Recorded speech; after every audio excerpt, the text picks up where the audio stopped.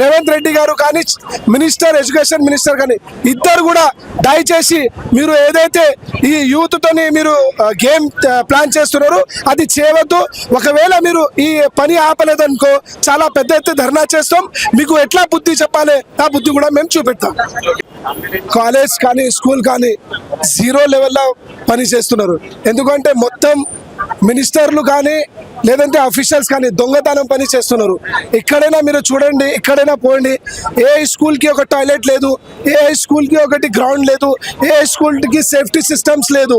ఊకే స్కూల్ నడిపిస్తున్నారు. కానీ చాలా బాధాకరం విషయం, ఈరోజు భారతీయ జనతా యువ మోర్చా స్టేట్ టీం తరఫు నుంచి మేము పెద్ద ఎత్తున హైయర్ ఎడ్యుకేషన్ మీద ధర్నా చేసినాక వచ్చినారు అన్న. ప్లానింగ్స్ ఏం లేదన్న. ఇక్కడ చీఫ్ మినిస్టర్ కానీ మళ్ళీ మినిస్టర్స్ కానీ ఎడ్యుకేషన్ మినిస్టర్ కానీ హోమ్ మినిస్టర్ కానీ ఎవరైనా ఎక్కడైనా దొరికితే కంపల్సరీ బీజేపీ పట్టుకొని ఆయన ఎడ్యుకేషన్ మీద మాట్లాడుతున్నాం మేమైతే అంటున్నాం.